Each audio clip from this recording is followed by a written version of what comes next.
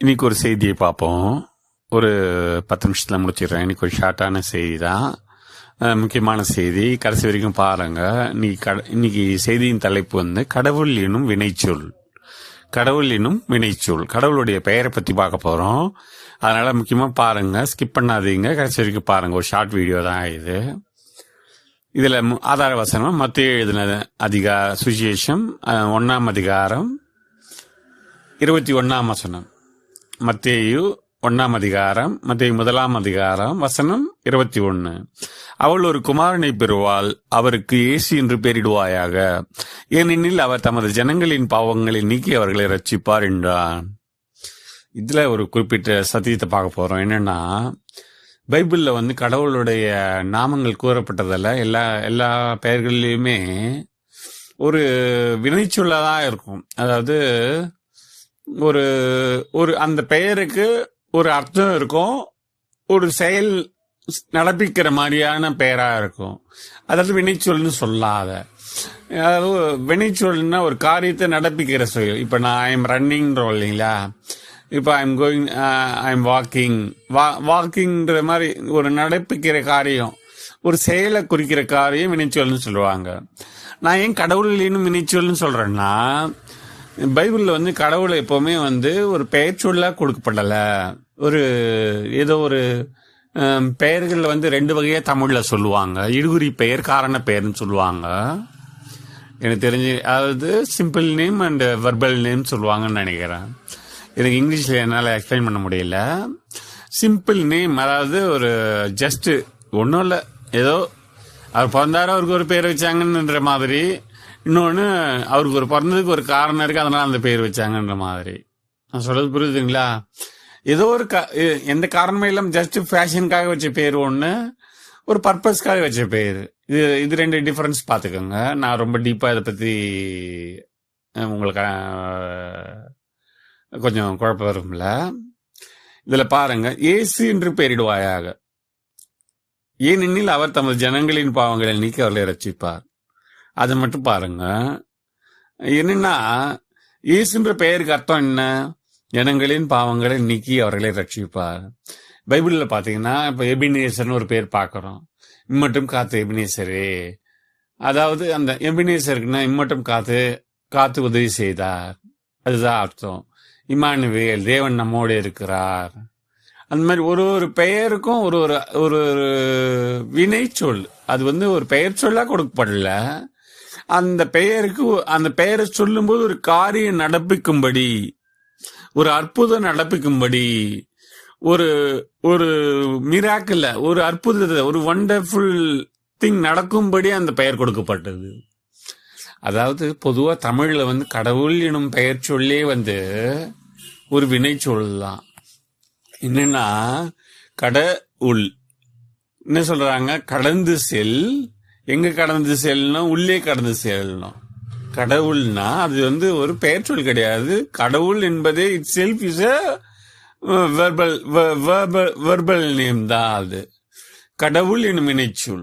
அதாவது எங்க கடந்து போகணும்? உள்ளே கடந்து போகணும், கடவுள். அது போல நம்ம பைபிள்ல பாத்தீங்கன்னா, இயேசு என்று பெயரிடுவாயாக, ஏனெனில் அவர் தமது ஜனங்களின் பாவங்களை நீக்கி அவர்களை ரட்சிப்பார் என்றார். இந்த மைண்டு பத்தி ஒரு விஷயம் சொல்ல பாருங்க. இந்த மைண்ட் வந்து இந்த மனுஷனுக்கு கொடுக்கப்பட்ட ஒரு பொக்கிஷமும் இதுதான். அவனை இருக்கிறதுலே அவனை அதிகமா அழிக்கிறதும் அதுதான், இந்த மனது தான். மனதை ஜெயிச்சுட்டா நீங்க வந்து உங்களே ஜெயிச்ச மாதிரி. ஃபார் எக்ஸாம்பிள் வந்து தன்னை வென்றவர்னு சொல்லுவார் பாருங்க. நிறைய பேருக்கு வந்து இந்த ஞானிகளுக்கெல்லாம் தன்னை வென்றவர் அப்படின்னு சொல்லுவாங்க. தன் மனதை வென்றவர்னு அர்த்தம். மனம் கடந்து போன பிறகுதான் வந்து அந்த கடவுள் நிலைய தெரிஞ்சுக்க முடியும், கடவுள் என்னும் பெயரை விளங்கி கொள்ள முடியும். மனம் கடந்த நிலை தான். சரிங்களா? இது நான் வேற லைன் கொண்டு போகிறோம்ல. மனம் கடந்த நிலைக்கு போறதுக்கு நம்ம தேவை. இப்பத்துக்கு நம்ம வந்து அந்த மனதை பத்தி ஏன் சொல்ல வரேன்னா, நீங்க வந்து மனதை வந்து கடந்து போகணும்னா எத்தனையோ பேர் வந்து எத்தனையோ முயற்சிகளை பண்றாங்க. தியானம் பண்றாங்க, யோகா, அந்த மாதிரி நிறைய பயிற்சி முறைகள் எல்லாம் கையாளுறாங்க. மனதை கடந்து போகிறதுக்கு ஒரு எளிமையான வழி வந்து நம்மளுடைய பரிசு வேதாகமம். எப்படி சொல்றேன்னு தெரியுங்களா? இப்ப நீங்க ஒரு வேதத்தை வாசிக்கும் போது நீங்க உங்க செல்ஃப் எங்க போயிடுதுன்னா அந்த வேர்டோட போய் மிங்கிள் ஆயிடுது. நீங்க எதை தியானிக்கிறீங்கன்னா அந்த வேர்டை தியானிக்கிறீங்க. மனிதன் எதை சிந்திக்கிறானோ அதுவாய் மாறுகிறான். Man as a man thinker so is he. As a man thinker so is he. நீதிமொழிகள்ல வரும். As a man thinker so is he. மனுஷன் எதை சிந்திக்கிறானோ அதுவாகவே ஆகிறான், அதுவாகவே இருக்கிறான். அந்த பழைய ஏற்பாட்டில் இன்னொரு இடத்துல வரும், ஒரு மனுஷன் எப்படிப்பட்டவனோ அவனுடைய பலமும் அப்படிப்பட்டதுன்னு வரும். ஒருத்தனை வெட்டும்போது ஒருத்தனை வெட்டுறதுக்கு சொல்லுவாங்க, அவனை பார்த்தா அவனுக்கு பலனே இல்லை, கை பலனே இல்லைன்னுவாங்க. ஒரு மனுஷன் எப்படிப்பட்டவனோ அவனுடைய பலன் அப்படிப்பட்டது. அதாவது அவனுடைய குணம் எப்படிப்பட்டதோ, அவன் மனம் எப்படிப்பட்டதோ அதை பொறுத்துதான் அவனுடைய பலன் இருக்கு. நீங்க பலவானா மாறணுமா? அவங்க மனதை திடப்படுத்தணும். மனதை நேரடியா திடப்படுத்த முடியாது. மனதுக்கு என்னன்னா, மனம் எதையுமே எளிதில் நம்பாது. மனம் எதையுமே எளிதில் நம்பாது. இப்போ ஃபார் எக்ஸாம்பிள் நீங்க பரிசுத்தவான், நீங்க நீதிமான், இதை பூமியில பிறந்த ஆதாம்ல இருந்து இயேசு கிறிஸ்துவை தவிர வேற எந்த மனிதனுமே நம்ப முடியாது. ஏன்னு வச்சுக்கோங்களேன், நம்ம பாவ சரீரம் எடுத்து வந்திருக்கோம். அந்த ஆணுடைய வித்துனால சரீர கலப்பினால நம்ம பிறப்பெடுத்து நம்ம இருக்கிறதுனால நம்மளுக்குள்ள இருக்கிறதுல இயல்பாவே சுயம் நம்மளுக்கு என்ன சொல்லுன்னா, நீ ஒரு பாவின்னு சொல்லும். எல்லாருமே நான் இதை சொல்ல விரும்பல. காரணம் நான் யாரையும் பாவின்னு குறிப்பிட விரும்பல. ஏன்னு வச்சுக்கோங்களேன், கிறிஸ்துவுடைய நோக்கம்ன்றது கிறிஸ்துவின் நோக்கம் என்னன்னா, இந்த நிலையிலிருந்து மாறி நீங்க ஒரு உயர்ந்த நிலைக்கு, கிறிஸ்துவின் நிலைக்கு வர்றதுதான் கிறிஸ்து விரும்புறாரு. ஒருத்தர் நீ பாவின்னு சொல்லி அவர்களை வேற நிலைக்கு மாற்ற முடியாது. அது ஞாபகம் வச்சுக்கோங்க. ஒருத்தரை பாவின்னு சொல்லி சொல்லி சொல்லி சொல்லி சொல்லி அவரை வேற நிலைமைக்கு மாற்ற முடியாது. ஃபார் எக்ஸாம்பிள் அதுவும் ஒரு வினைச்சொல் தான். அது சொல்றது புரியுதுங்களா? பாவம் செய்யறதுனால வர ஒரு பெயர் தான் அது. அது போல நீங்க அந்த மனதை ஏன் கடந்து போக முடியாதுன்னு சொல்ல வரேன்னா, அந்த பாவத்தை ஒரு தவறு வாழ்க்கையில செய்யறதுன்னு வச்சுங்களேன், அந்த தவறு உங்க மனசாட்சி கொத்திக்கினே இருக்கும். உங்க இருக்கிறதுலேயே மிகப்பெரிய வில்லன், அதாவது உங்க லைஃப்ன்ற எபிக்கோட வில்லன், உங்க வாழ்க்கைன்ற மிகப்பெரிய வரலாறு, மிகப்பெரிய எபிக் ஸ்டோரியோட வில்லன் யாருன்னு கேட்டீங்கன்னா, கடவுளோ சாத்தானோ கிடையாது, உங்க மனம்தான்.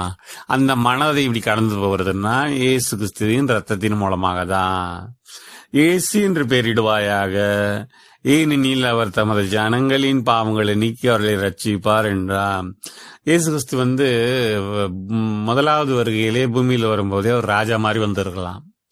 இல்ல அவர் மரணத்தை ஏற்றுக்கொள்ளாம தான் பலியாகாம எவ்வளோ வல்லமா இருந்தது, அவர் எவ்வளோ அற்புதம் செய்ய முடிஞ்சது. அவர் எத்தனையோ வழியில இந்த பூமியை ஒரே நொடியில தன்னுடைய கட்டுப்பாட்டுல கொண்டு வந்திருக்க முடியும்.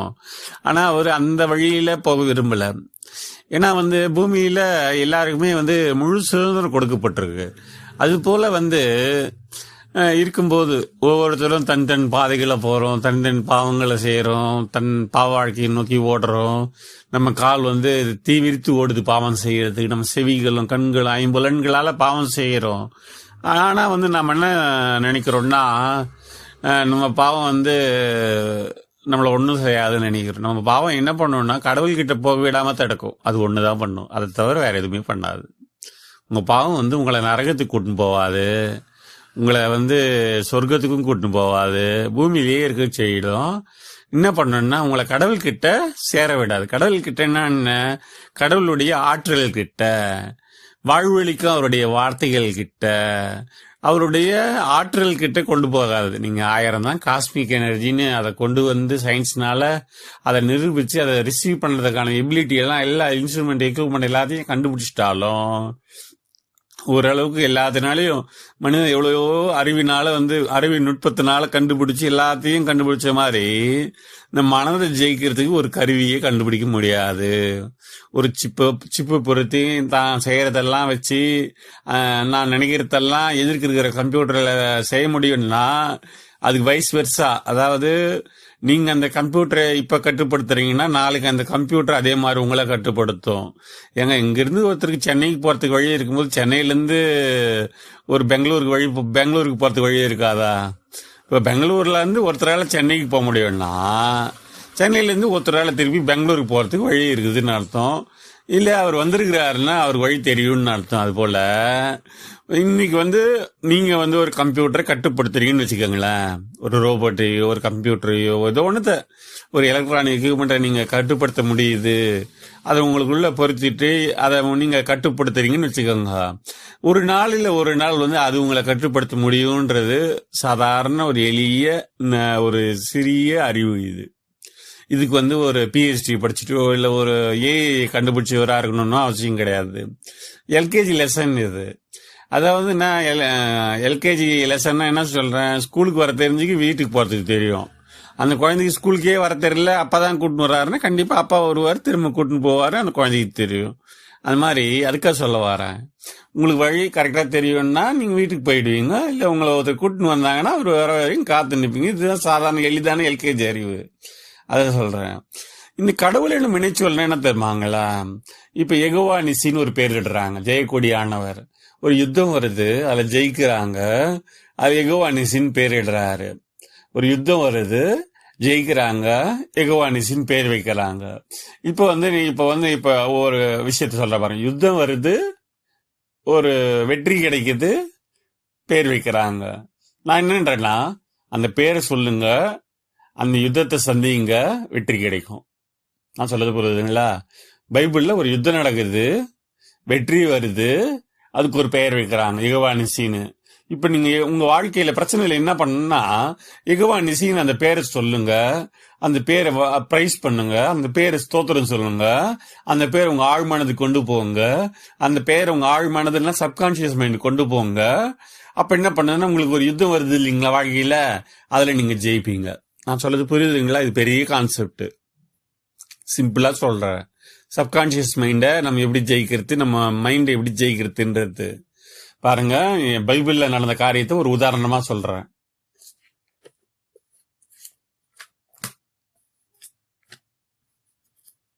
யாத்ராகமம்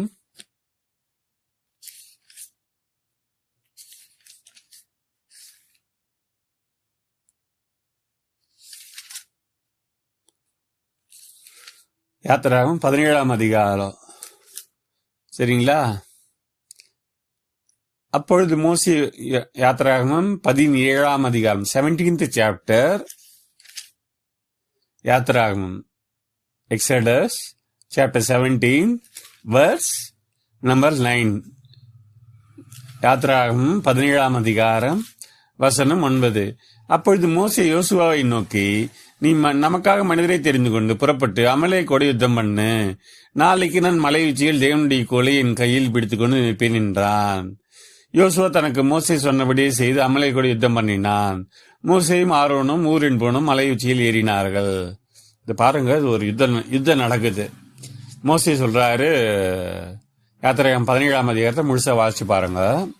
ஒரு யுத்தம் நடக்குது. மோசே ஆவிக்குரிய யுத்தத்தை சந்திக்கிறாரு, யோசுவா ஒரு பிசிக்கல் வார்ஃபேர் சந்திக்கிறாரு. மோசே அந்த கைகளை உயர்த்தி அந்த ஆவிக்குரிய யுத்தத்தை தாங்குறாரு. அப்போது 13ஆம் வசனம், யோசுவா அமலேக்கையும் அவன் ஜனங்களையும் பட்டய கருகினாலே முறியடித்தான். பின்பு கர்த்தர் மோசேயை நோக்கி, இதை நினைவு கூறும் பொருட்டு நீ ஒரு புஸ்தகத்தில் எழுதி யோசுவாவின் செவிக்கும்படி வாசி, அமலேக்கை வானத்தின் கீழும் இராதபடிக்கு நாசம் பண்ணுவேன். அடுத்த வசனம், யாத்திராகமம் 17ஆம் அதிகாரம் 15ஆம் வசனம். மோசே ஒரு பலிபீடத்தை கட்டி அதற்கு யெகோவா நிசி என்று பெயரிட்டு, அமலேக்கின் கை கர்த்தருடைய சிங்காசனத்துக்கு விரோதமாக இருந்தபடியால் தலைமுறை தோறும் அவனுக்கு விரோதமாக கர்த்தரின் யுத்தம் நடக்கும் என்றான். இப்ப எப்பவுமே இந்த பைபிள்ல டீகோடு பண்ண தெரிஞ்சுக்கணும். இது அதாவது ஒரு ப்ரோக்ராம், ஒரு சிஸ்டமேட்டிக்கா எழுதப்பட்ட ஒரு தியாலஜி, சிஸ்டமேட்டிக் தியாலஜின்னு சொல்லுவாங்க.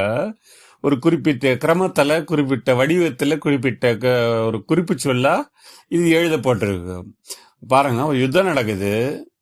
அது போய் ரெண்டு பேரும் ஒரு ஆவிக்குரிய யுத்தம், ஒரு ஒரு உலகாயுத யுத்தத்தை செய்யறாங்க. அதுல பாத்தீங்கன்னா ஒரு ஜெயம் கிடைக்குது. யோசுவா அமலேக்கையும் அவன் ஜனங்களையும் பட்டய கருக்கினாலே முறியடித்தான். நினைவு கூறும் பொருட்டு செவி கேட்க நீ ஒரு புஸ்தகத்தில் எழுதி யோசுவாவின் செவி கேட்கும்படி வாசி. பைபிள் ஏன் வாசிக்கிறோன்னு புரியுதுங்களா? இப்ப யெகோவா நிசி என்று பேரிட்டு அந்த ஜெயத்துக்கு ஒரு பேர் விடுறாரு. அது யெகோவா நிசி. எப்ப நீங்க யெகோவா நிசின்னு சொல்லும் போதும் அந்த ஜெயம் உங்களுக்கு கிடைக்கும். இதுதான் கடவுள் எனும் இணைச்சொல்னு சொல்றேன். இயேசுன்ற பெயரை சொல்லும் போது அதே மாதிரி மத்தேயு 1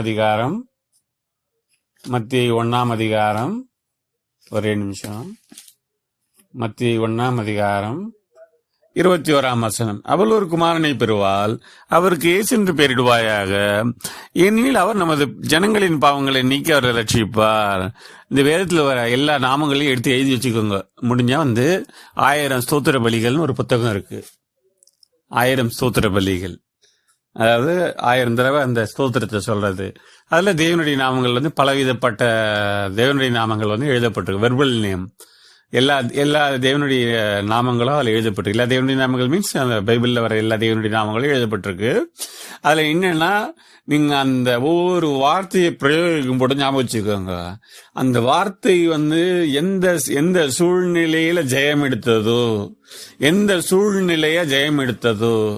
அதாவது டாக்டர் எப்படி இப்ப த்ரோட் பிரச்சனைக்கு ஒரு மெடிசன் எழுதுறாரு, அதே கால் வலிக்கு ஒரு பிரச்சனை எழுதுறாரு, தலைவலிக்கு ஒரு பிரச்சனை மாத்திரை எழுதுறாரு, பிரிஸ்கிரிப்ஷன் எழுதுறாரு. அந்த பிரச்சனைக்கு ஏற்ற மாத்திரைன்ற மாதிரி அந்த சூழ்நிலைக்கு உண்டான மருந்து நீங்க தேர்ந்தெடுக்கணும்.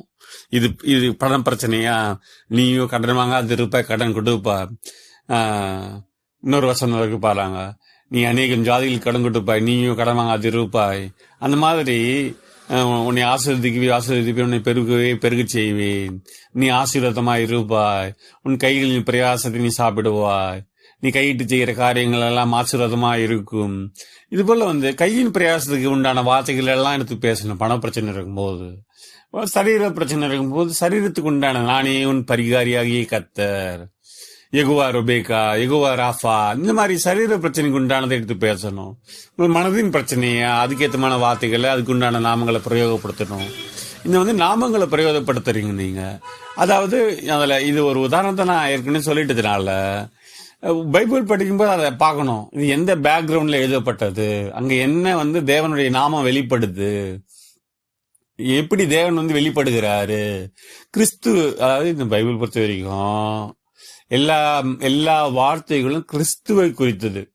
இந்த கிறிஸ்துன்ற வார்த்தைக்கு ஒரு அர்த்தம் இருக்கு. அதை பத்தி நான் இன்னொரு செய்தியில கொடுக்கிறேன். கிறிஸ்து அபிஷேகம் பண்ணப்பட்டவர், கிறிஸ்து ஒரு வல்லமை, கிறிஸ்துன்றது ஒரு வல்லமை, அதாவது வல்லமை பொருந்தியவர், அதாவது தேவனுடைய ஆற்றல். அந்த தேவனுடைய ஆற்றலுக்கு பேர் கிறிஸ்து. சரிங்களா? அதை யாரு பெற்றிருக்கிறாங்களோ அவங்க கிறிஸ்து. அதான் கிறிஸ்துக்குள்ள இருக்கிறீங்களான்றாங்க பாருங்க. அது மாதிரி தேவனுடைய பரிபூரண ஆற்றலுக்கு கிறிஸ்துன்னு பேரு. இயேசு கிறிஸ்துன்னு பேர் வந்துச்சு. இந்த வார்த்தையில பாருங்க, இந்த 1:21 இயேசு என்று பெயரிடுவாயகன் மட்டும்தான் இருக்கு. அப்ப இயேசு எப்படி கிறிஸ்துவாகிறாருன்றது பின்னாடி பாருங்க.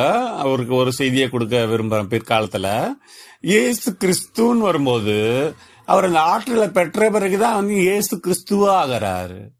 அதாவது இயேசு கிறிஸ்துவா பறக்கிறதுக்கு முன்னாடியே இருக்கிறாரு. நான் சொல்றது புரியுதுங்களா? அதோட முன்னோட்டமா அதுல சொல்லிடுறேன், என்னால முடிஞ்ச வரைக்கும் கவர் பண்றேன்.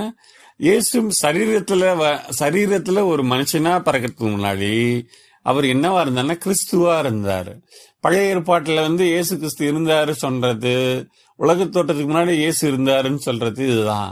கிறிஸ்துவா இருந்தாரு, அந்த அரூபியா இருந்தாரு, வார்த்தையா இருந்தாரு.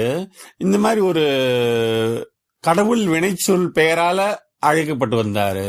ஒரு மறைபொருளா இருந்தாரு. ஒரு குறிப்பிட்ட ஜனங்களுக்கு மட்டும் தெரிவிக்கும் அறிந்தவரா இருந்தாரு. ஒரு குறிப்பிட்ட ஜனங்கள் மட்டும் பயன்படுத்துறவரா இருந்தாரு. இந்த மாதிரி ஒரு குறிப்பிட்ட பேருக்கு மட்டும் தெரிஞ்சவரா இருந்தாரு. ஏதோ ஒரு அவரை பற்றி தெரிஞ்சவங்க மட்டும் அவர் யூஸ் பண்ணின்னு பயணிந்துட்டாங்க. ஒரு நாளைக்கு நம்ம பயன்படுற அளவுக்கு பழைய ஏற்பாடுன்னு ஒன்று எழுதி வச்சிருக்காங்க. அதனால நம்ம வந்து இன்னைக்கும் நம்ம வந்து அதில் பாடம் முடிச்சுக்கிறோம். சரிங்களா? அதாவது பிதாவின் சித்தத்தில் இருந்தாருன்னா அவருடைய பிதாவினுடைய முழு ஆற்றலுமா இருந்தார் அவர். சரிங்களா? அவர் வந்து மாம்சத்துல வந்த பிறகு அந்த ஆற்றல 30 வயசுல வந்து பரிபூர்ணமா பெற்றுக்கொண்டு அந்த ஆற்றல் மூலமா எல்லாவற்றையும் செய்து முடித்துட்டு திரும்பவும் கிறிஸ்து இயேசுவா கடந்து சென்றாரு. உயிர்த்தெழுந்த இயேசு எப்படி இருக்கிறாரு?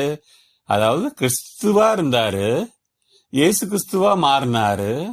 இப்ப எப்படி இருக்கிறாருன்னா கிறிஸ்து இயேசுவா இருக்கிறாரு. சரிங்களா? அந்த வானங்களின் வழியாய் பரலோகத்துக்கு ஏறி சென்று இருக்கிறார். இந்த பிரபஞ்சத்தை பரிபூரணமா வந்து சூழ்ந்திருக்கிறாரு. இந்த 850 கோடி மனிதர்களுக்குள்ளயும் அவர் வாசமா இருக்கிறாரு. பல பேர் வந்து இந்த ரகசியத்தை யாரும் சொல்ல மாட்டாங்க, ஒரு குறிப்பா சொல்லிட்டு போயிடுவாங்க.